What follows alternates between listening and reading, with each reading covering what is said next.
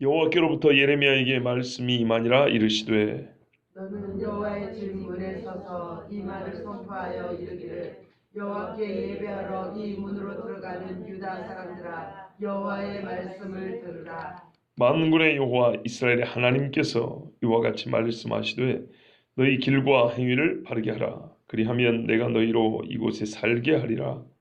너희는 이것이 여호와의 성전이라 여호와의 성전이라 여호와의 성전이라 하는 거짓말을 믿지 말라. 너희가 만일 길과 행위를 참으로 바르게 하여 이웃들 사이에 정의를 행하며 이방인과 과와 과부를 압제하지 아니하며 무죄한 자의 피를 이곳에서 흘리지 아니하며 다른 신들 피를 따라 화를 자초하지 아니하며 내가 너희를 이곳에 살게 하리니 곧 너희 조상에게 영원 뭉토록 준 땅이니라. 아멘. 예레미야에게 주신 하나님의 말씀이 예레미야서인데요. 하나님은 항상 본인이 주셨다는 것을 이렇게 가르쳐주고 있습니다. 7장도 이렇게 하죠. 여호와께로부터 이렇게 말합니다. 여호와 하나님이 예레미야에 주셨기 때문에 예레미야를 외치지 않을 수가 없었고, 그것은 하나님의 권세가 있는 말씀이었고 또 반드시 그렇게 이루어지는 약속이기도 합니다. 예레미야가 오늘 하나님이 주신 이 말씀을 가지고 외치는데요. 우리가 이제 제가 가끔 이런 이야기 하잖아요. 뭐 신학자들 어쩐다 저쩐다 이야기하는데 사실 우리 일반 성도님들이 무슨 신학자가 이런 말을 하는지 저런 말을 하는지 어떻게 알 것이며 별로 사실 관심도 없어요. 근데 왜 이런 말씀 드리냐면 그 신학자들의 말이라는 것은 결국에는 목회자들의 입을 통해서 다시 교회에 외쳐지기 때문입니다. 결국에는 그렇게 됩니다. 그래서 개중에는 잘못된 것을 고치는 경우도 있지만은 바른 것을 오히려 어그러뜨리는 경우도 많고요. 근데 이 어그러뜨린 것은 사소한 것들이 아니고 매우 중요한 것들입니다. 예수님의 유일한 구원주 되심에 대한 이야기라든지 아니면은 성경에 말하는 교회됨에 관한 이야기라든지 또 세상의 기원부터 마지막에 있을 일에게까지 전부 다 목회자들이 하는 말들은 신학자들의 말을 직접 들었거나 그들의 글을 통해서 읽었거나 이런 식으로 해서 성경을 풀어 설교 형태로 성도들이 전달되기 때문에 그렇습니다. 그런데 이제 중요한 거는 성경을 주신 대로 보는 것이 아니고 그 사람들이 하는 말을 틀을 가지고 성경이 딱 됩니다. 우리가 와꾸라 그러잖아요. 어느 신학자에서 배웠으면 그 신학자의 보는 눈이 있어요. 그거를 그대로 갖다가 성경에다 딱 됩니다. 그리고 아닌 거는 잘라내고 맞는 거는 동그라미 치고 이래가지고 그걸 전한다 이 말입니다. 이런 식으로 말하는 경우가 갈수록 늘어가고 있습니다. 그래서 주의하고 조심하는 겁니다. 아마 여러분도 느끼셨을 거예요. 제가 와서 설교한 것과 저보다 앞선 목사님들이 설교한 것들이 일치되는 부분이 있고 차이가 나는 부분이 있어요. 그러면 차이가 나는 부분은 같은 뜻이고 뭐랄까요? 본질적으로는 다르지 않은데 약간의 그 어법의 차이라든지 표현의 차이라든지 아니면 우리가 흔히 말하는 약간의 깊이의 차이가 있을 수도 있어요. 그런 문제가 아니고 완전히 해석이 이렇게 저렇게 다른 경우가 있어요. 이거는 둘 중에 하나 틀린 겁니다. 근데 그 틀린 것이 잘 몰라서 틀리거나 아니면은 조금 더 있으면 알 수도 있었는데 저희 씨도 그런 적이 있잖아요. 제가 여러분한테 그래서 저번에 한 걸 고칩니다라고 그 설교한 적이 있잖아요. 뭐 그 정도 가지고 저 사람이 이단이라는 둥 아니면 우리를 뭐 지옥을 끌고 간다는 둥 이렇게 하면 이거는 지나칩니다. 그렇게 하면 안 돼요. 그런데 매우 일관성 있게 성경을 이렇게 왜곡시켜가서 말하는 경우가 있어요. 어떤 사람은 꼭 삼위일체 하나님 이야기 나오면 꼭 그 부분을 설교하고 넘어가더라. 아니면은 지옥 이야기만 나오면 꼭 그것은 불과 유황으로 타는 뭐 이 불못 이야기를 하지 않냐고 꼭 그걸 무슨 상징이라는 식으로 이런 식으로 듣기에 괴로운 것 심판에 관한 이야기들은 꼭 유화시켜서 순화시켜서 그런 식으로 해석을 해 나가더라. 이런 경우는 정말 큰일 날 짓입니다. 복이 필요하면 하나님이 복을 말씀한 구절이 엄청나게 많아요. 그 말씀 읽고 복을 설교하면 돼요. 그런데 분명히 아닌데도 불구하고 그래서 이렇게 사람의 비유에 맞추는 식으로 이렇게 돌려나가면 여러분도 알잖아요. 우리가 신학 공부 안 해도 안다고요. 그거 아닌데 안다고요. 그러면서도 당장 듣기 좋으니까 그냥 아멘 아멘하고 넘어간다고. 근데 속으로는 말 아니라 듣는 이나 속으로 이래가지고 주님 앞에 똑바로 못 서지 하는 거 다 안다고요. 뭐하러 그런 걸 소리를 듣습니까? 자, 분명히 들어야 됩니다. 우리는 지금 계속 예레미야를 통해서 매우 불편한 이야기를 듣고 있습니다. 오늘도 하나님이 예레미야를 통해서 말씀하십니다. 오늘 오후 설교에 그 말씀을 이해하는 데 도움이 될 것 같아서 다시 이 말씀 1절을 가지고 좀 더 말씀드립니다. 봐보세요. 하나님이 예레미야 입에 할 말을 담아두시죠. 누가요? 하나님이. 그리고 하나님은 예레미야의 말을 귀를 기울이시죠. 그렇죠? 자, 이걸 기억하시고 오늘 오후 예배까지 들으시면 됩니다. 자, 하나님이 오늘 예레미야에 주신 말씀입니다. 한번 들어보십시오. 너는 여호와의 진문에 서서 이 말을 선포해 이르기를 여호와께 예배하러 이 문으로 들어가는 유다 사람들아 여호와의 말씀을 들으라. 오늘은 특정이 되어 있네요. 장소와 대상이 특정이 되어 있네요. 왜 설교는요 사람 많은 데서 해야 되냐면 하나님의 말씀이니까 그래요. 또 오해하지 마세요. 이 새벽에 또 적게나 그런 뜻이 아니에요. 잘 보세요. 성경에 공통적인 게 있어요. 어떤 특정한 1인에게 설교하는 경우 아니면 대체로 기도는 골방에서 하라 그러고 설교는 광장에서 외치라고 되어 있습니다. 되게 그래요.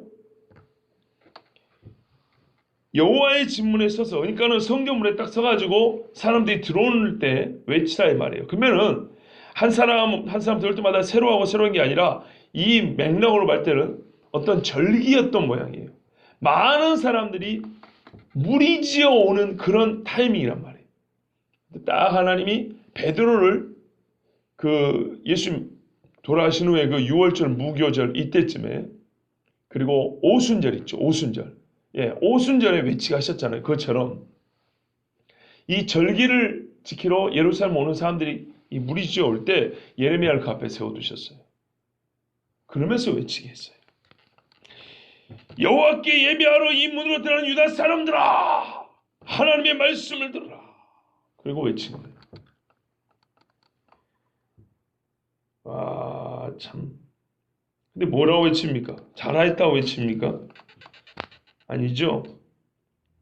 만군의 여호와 이스라엘 하나님께서 이와 같이 말씀하시되 너희 길과 행위를 바르게 하라. 아니 지금 총구세에서부터 절기를 지킨다고 몇 날 며칠 땀을 뻘뻘 흘리면서 예루살렘 딱 와가지고 성전에 들어가려고 하는데 한다는 소리가 행위와 귀를 바르게 하라. 뭐 하자는 얘기입니까 지금? 그러니까는 예배 제가 지금 오늘은 특별히 교회하고 바로바로 연결시켜서 말씀드릴게요. 예배를 드려 주일날 왔는데 우리 흔히 하는 말로 한 주 내내 세상에서 쇠가 빠져 고생하고 고생하다 지쳐가지고 말이죠. 위로를 얻겠다고 교회 문 앞에 왔더니 안내하는 분들이 한다는 소리가 뭐예요? 이 버러지 같은 놈들아 너희 행위를 똑바로 하나님 앞에 나와. 어떻게 하시겠어요? 들으시겠어요? 아니죠. 근데 이것도요 수많은 사람들 앞에서 지금 예레미야 한 거예요. 이거 서 있는 것 자체가 얼마나 힘들겠습니까? 그러니까 선지자가 세상에 가장 힘든 일이에요. 아니 저번에 말씀했어요. 선지자는 등장하는 시대 자체가 밝을 때 나오지 않아요. 밝을 때는 선지자 없어도 돼요. 율법도 충분하고 제사장으로 충분해요. 늘 드리는 예배로 충분해요. 선지자들이 나오는 시기는 그야말로 어려울 때 나온단 말이에요. 자, 그래서 뭐라 그래요? 그리하면 내가 너희로 이곳에 살게 하리라. 아니 우리가 이미 살고 있고 지금 평안하니까 제사 지내러 온 거 아니에요. 우리가 보고 경험하는 현실을 뒤집어서 하는 거예요. 우리 행위에 대한 나의 판단을 뭐라고요? 거꾸로 말하고 있는 거예요. 지금 예배 드려오는 것은 이 사람들이 생각하기에 제일 어려운 행위거든요. 근데 이것마저 틀렸다는 거예요. 길과 행위, 사고방식, 가치관, 생각을 뜯어 고치라는 얘기고요. 삶의 목적도 바꿔야 된다는 얘기고요. 이 속에서부터 겉으로는 손끝으로 행하는 이 일거수일투족이라고 그러잖아요. 손끝 발끝이 닿는 모든 것들을 다 뜯어고치라는 얘기예요. 모조리. 그러니까 더욱 기가 막힌 게 지금 이 예배 들어오는 이 절기를 지키러 오는 행위마저도 글러먹었다 이런 말이에요. 아, 이게 얼마나 당혹스러운 이야기고 듣는 입장에서 화날 이야기입니까? 바르게 하라. 바르지 않다는 얘기죠. 한마디로 하면 옛날에 하나님께서 가나안에 이스라엘 백성 들이실 때 아모리 족속을 비롯한 가나안 7족속을 쫓아내셨죠. 그들의 죄가 관영함으로 이 땅이 그들의 죄로 가득하였기 때문에 그랬어요. 꼭 그 말씀을 반대로 하는 거예요. 그렇죠? 하나님 앞에 죄악된 길을 가고 있다는 얘기죠. 그래서 너희로 이곳에 살게 하리라. 그리하면 바르게 안 하면 어떻게 해요? 지금 바르게 안 하고 있는데 이대로 가면 어떻게 해요? 쫓아낸다는 얘기입니다. 그러니까 이스라엘이요. 자기들이 쫓아냈던 옛날에 가나안의 그 이방 족속 취급을 당하고 있는 거예요, 지금. 그것도 우상 숭배하는 것이 아니라 예배드리러 왔는데. 교회 건물의 크기나 외관상 멋들어진 것을 자랑합니다. 그죠? 이게 교회의 자랑입니다. 아, 진짜라니까요. 옛날에는 제가 시골에서 우리 교회 아시죠, 여러분? 우리 교회는 뭐라고 자랑했냐면 기도에서 가장 기도 열심히 하는 교회, 영적인 능력이 가장 크게 나타나는 교회. 제가 어릴 때 그러니까는 듣고 자란 소리예요. 우리 교회는 이렇게 교인들이 스스로 말을 했어요. 화정교회는 기도의 능력이 가장 강하게 나타나는 교회. 귀신 쫓은 일만 하더라도 몇 번인가. 그게 교회를 잘하는 거였어요. 근데 말이죠.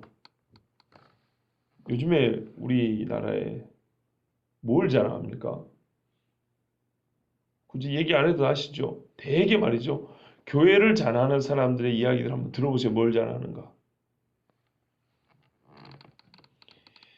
유명한 교회 교인인 것이 감투죠. 또 말로만 교회를 위하고 실제로는 교회는 성경이 말하고 있거든요. 교회라는 말자 성경이 나온단 말이에요. 처음 교회가 무슨 설명하는데 성경을 안 봐요. 그러면서 교회는 이래야 된다고 얘기를 합니다. 교회는 이래야 된다 또는 교회를 위하여를 얘기하려면요. 기본적으로 봐야 되는 성경이 사도행전입니다. 사도행전에 진짜 교회가 세워지거든요. 사도행전이 세워집니다. 교회가 처음 세워지고 어떻게 세워지고 누구를 통해 세워지고 직분자들도 처음 세워집니다. 아, 이렇게 세우는 거구나. 이렇게 시작된 거구나. 무엇을 목적으로 하여 세워지구나. 근데 사도행전을 몰라요. 사도행전 하면 소위 말하는 기적밖에 몰라요.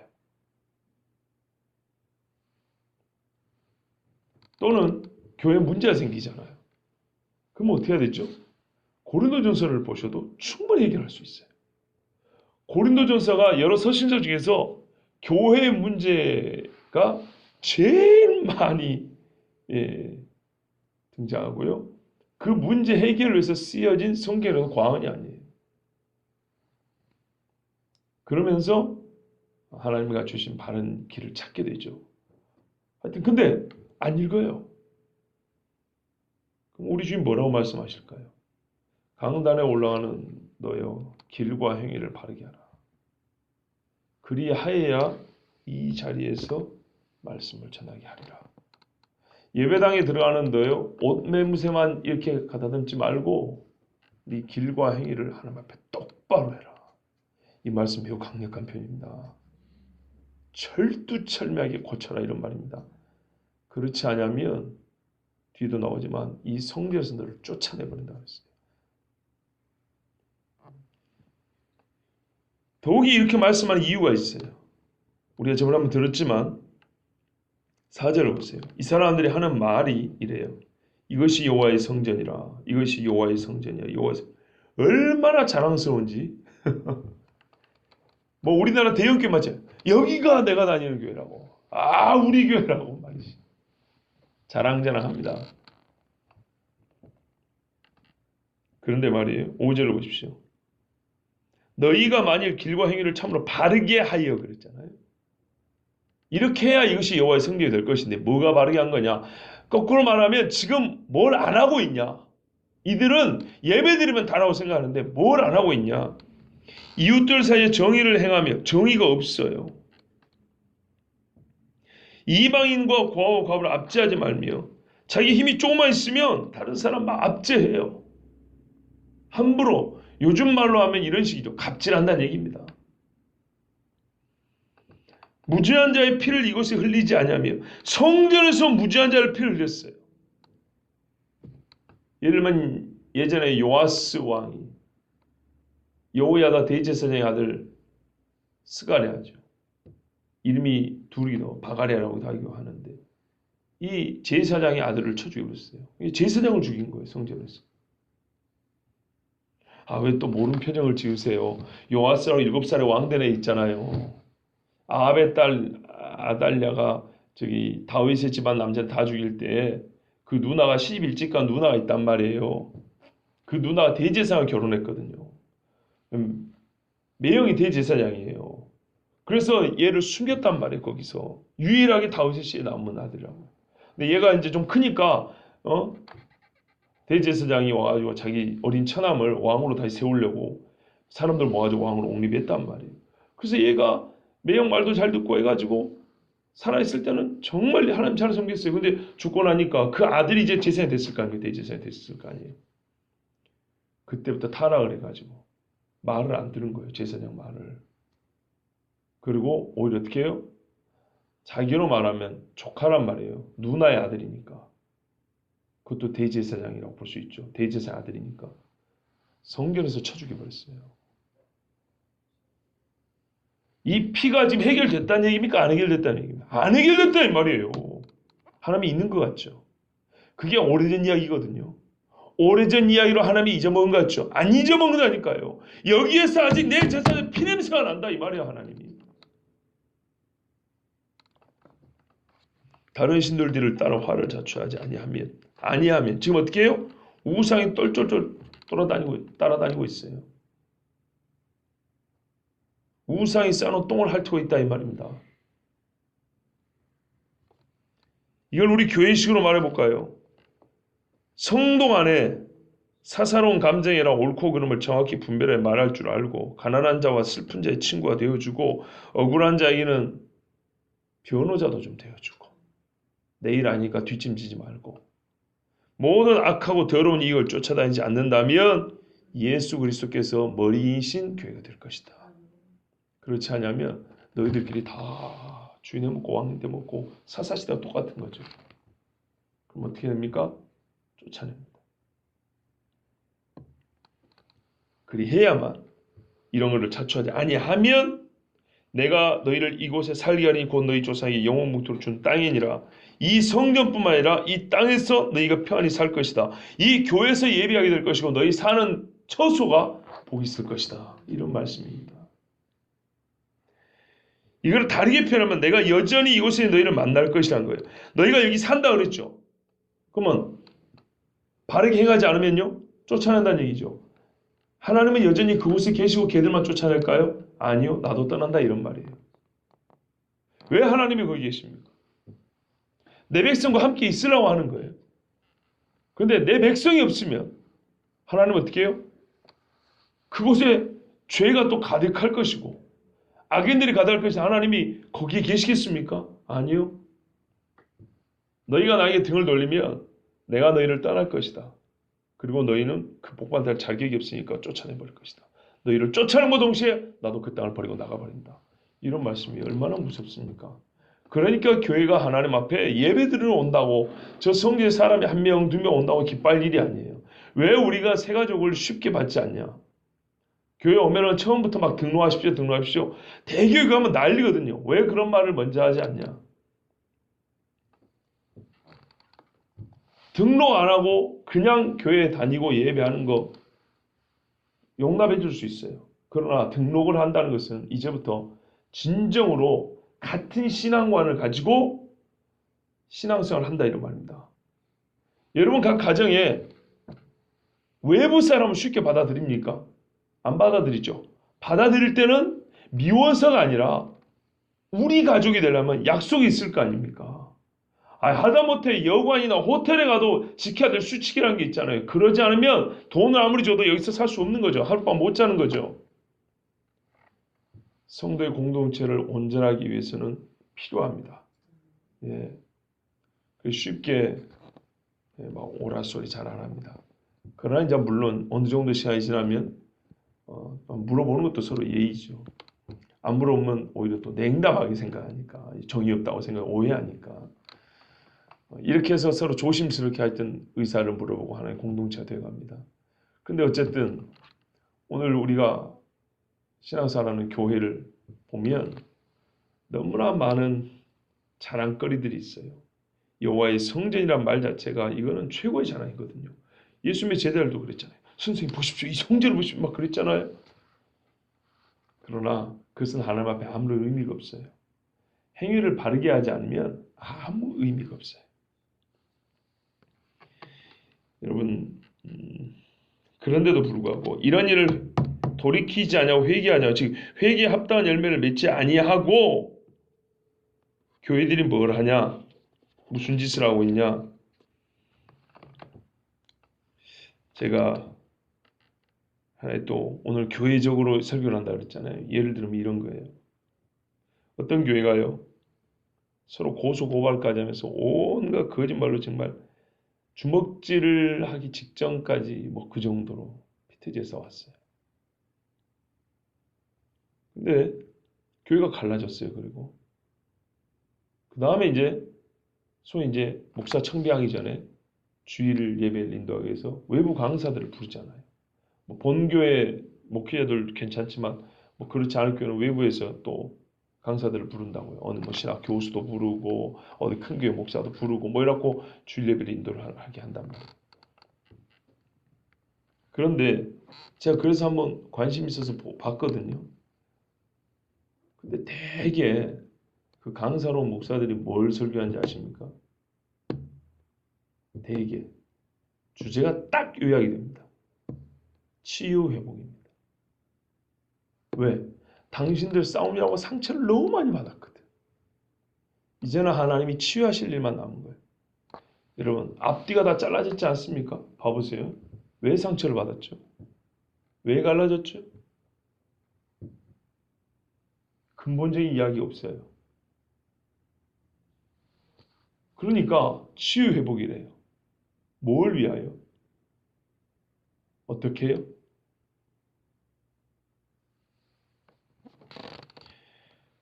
나중에 보니까 새로 부임한 목사님도 성도들을 아주 위로하기 바쁘더라고요. 여러분 병이 든 사람은 고쳐줘야지 위로한다고 될 문제는 아니죠. 내가 만약에 고칠 능력이 있다 하면 의사가 가가지고 아이고 안 됐습니다. 그리고 가요? 아니죠. 뭔가 고쳐줘야 될 거 아닙니까? 혹은 고쳐줄 분이 있으면 소개를 해줘야 될 거 아닙니까? 그 목회자가 하는 일은 뭘까요? 우리 하나님이 여러분 진짜 고칠 수 있는데 하나님이 이 방법을 말씀하신다. 마음에 가죽을 베어버리고 죄를 뒤집어 쓰고 하나님 앞에 통곡하며 회개합니다. 이래야 되는데 이런 소리는 없고 그날에 고생하셨다고 싸운 것이 고생이에요? 상처를 많이 받아서 참으죠. 피해자밖에 없죠. 자기 손톱으로 긁힌 거는 얘기 안 하고 피해자밖에 없는 거예요. 그러고 나니까 어떤 일이 벌어진지 아세요? 그 싸움 후에 새 목사가 오고 난 다음에 바로 중직자 선거를 했어요. 왜 그럴까요? 그게 그분들이 보기에는 소위 회복의 방법이에요. 얼마나 이게 인간적인지가 몰라요. 선거할 때 사람들 어떻게 하죠? 자동적으로 소위 교회에 힘있는 사람들 앞에 굴복하게 돼 있어요. 잘 보여야 되니까. 무슨 말인지 이해되세요? 교회의 잡다한 소리를 확 줄일 수 있어요. 그래서 선거하는 거예요. 내가 너를 밀어줄게. 이런 식으로 또 마음을 모을 수 있어요. 인간적으로 마음 모으고 잡소리를 없애는 방법이에요. 소위 충성을 자동적으로 이끌어낼 수 있는 방법이에요. 왜? 너나 나나 감투 쓰고 싶으니까 목사한테 잘 보이고 기존에 뭐랄까 봉사하고 있는 장로님한테 잘 보이고 그래야 추천도 되고 알게 모르게 뒤에서 이렇게 말하고 선거운동도 해주고 그러면 소위 어떻게 될까요? 안수집사 이하급의 불평불만을 싹 막을 수 있어요. 자, 그런 방법이 통할까요? 문제는 이겁니다. 교인들이 그 피트지에 싸울 때 어떤 놈이 험한 말인지 다 알거든요. 근데 그 후보들이 다 그 사람들이에요. 투표하면 결국 어떻게 될까요? 참담하게 그지 없는 거예요. 많은 사람이 후보를 올라도 그 중에 되는 사람은 한 명이나 될까 말까요? 자, 그럼 어떻게 되죠? 그 다음에 참고 있었던 불평들이 어떻게 될까요? 더 쏟아져 나오겠죠. 왜 이런 저급한 수를 쓰는지 모르겠어요. 하나만 버티면 돼요? 우리 다 함께 작심하고 작정기도 하고 딱 시간을 정해가지고 기간을 정해서 우리 하나님 앞에 기도합시다. 그 중에 지도자 된 사람들이 먼저 나왔어. 옛날 평양대우 부흥운동처럼 먼저 나와서 회개하면 어떻게 될까요? 얼마나 깨끗하게 되며 성령이 충만한 교회가 됐겠습니까? 그런데 그렇게 한번 타락한 심정들은 자꾸 인간적인 수들을 개발하고 발명해내고 동원하는 거예요. 그래봐야 그 상처, 그 죄로 말면 서로 핥히고 찢어놨던 거 골만 더 깊어지고 이제 냄새나는 거예요. 고름이 나면서. 그럼 서로 어떻게 해요? 더럽다고 이제 막 내팽해지는 거예요. 더 갈라지게 찢어져요. 옛날은 2편, 이제는요 10편, 100편으로 갈라지는 거예요. 이런 교회가 얼마나 많은지 아세요? 수두룩합니다. 사도행전을 안 읽어서 그래요. 고린도전서를 통해서 문제를 해결하지 않았어요. 한마디로 성경이 하나님이 이미 주신 말씀에 귀를 기울이지 않아요. 예레미야가 하지 말라고 그러잖아요. 여호와의 말씀을 안 믿어요. 안 들어요. 그러면서 자기들 마음대로 하면서 예배 시간이나 고작 지키니까 헌금이나 하니까 뭐라 그래요? 이곳이 여호와의 성전이라 여호와의 성전이라 그래요. 그리고 아주 인간적인 표현을 써요. 우리가 바닥을 쳤는데 더 낮아질 거 있겠어? 하면서 막연하게 올라갈 기대를 하죠. 시간이 갈수록 더 깨닫는 것이 있습니다. 뭘까요? 아, 더 내려갈 수 있구나. 이보다 더 비참해질 수 있구나. 이보다 더 하나님의 성령이 떠난 것, 이보다 교회가 차가워질 수 있구나. 서로 원수가 될 수 있구나. 갈수록 깨닫게 됩니다. 그러면 그때라도 뭘 해야 되죠? 예레미야 같이 외치면 돼요. 두드러 맞더라도 예배당에 들어오는 너희들아, 너희 길과 행위를 바르게 하라. 참으로 바르게 하라. 5절 보세요. 참으로 바르게 하라. 그리해야 너희가 이 땅에서 너와 너희 자손들이 우리식으로 말하면 나와 내 후손들이 신앙생활을 어떻게 해요? 이곳에서 계속해 나갈 수 있을 것이다. 여러분, 이때 예루살렘이 하나님 앞에 정말로 저주받아 마땅한 짓을 했던 겁니다. 지금 오늘날 교회 똑같아요. 저나 여러분이나 별반 다를 바는 없는데 그런다고 지나치게 겸손하고 싶진 않아요. 지나치게 겸손하고 싶지 않고 있는 그대로 말하면 오늘같이 주일날 아침에 이런 설교를 할 수 있고 들을 수도 있고 이렇게 모이는 것이 불가능한 교회가 너무너무 많다는 거예요. 정말로 많아요. 하나님이 무슨 말씀하는지는 정말 솔직히 눈꼽만치도 관심이 없어요. 하나님 말씀하시기라는 것은 그냥 귀로 들어오는 소리일 뿐이지 마음에 받아들이지 않은 마음은 전혀 없어요. 전혀. 그래서 뭐라 합니까? 아, 오늘 설교 재밌었다고. 아, 진짜 좋은 말씀이었다고. 물론 표현이 약해서 그렇게 표현할 수도 있는데 윤리 선생님도 듣고 성경을 윤리 교과서도 듣는 거예요. 조금 내 마음에 좀 불편한 것을 이렇게 좀 순화시켜 가지고 죄책감이나 덜어줄 수 있는 은혜 정도로 십자가를 생각하는 거예요.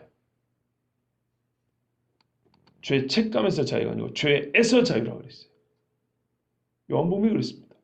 로마서에는 죄의 권세와 지배에서 너희가 은혜의 지배와 권세로 들어간다고 그랬어요. 근데 이거는 그 말씀 읽어놓고도 설교를 그렇게 안 해요. 그리고 그렇게 듣지도 않아요. 모조리 다 그런다는 얘기 아닙니다. 절대 그런 뜻 아닙니다. 정말 훌륭한 목사들도 많이 있어요. 예, 제가 추천할 수 있는 분들도 있어요. 그런데 아까 말씀드렸다시피 하나라도 원래 그러면 안 되는 거죠. 어느 한 교회라도 이러면 안 되는 거죠. 왜요? 천하보다도 귀한 영혼이 몇 명이에요 도대체. 어쩌면 좋습니까? 진짜 우리가 반드시 하나님 앞에 섭니다. 하나님이 살아계시면 교회를 향한 하나님의 뜻은 다 한 가지로만 서 있어요. 자, 우리가 이제 남의 교회 얘기 많이 했습니다. 이제 우리를 돌아보면 됩니다.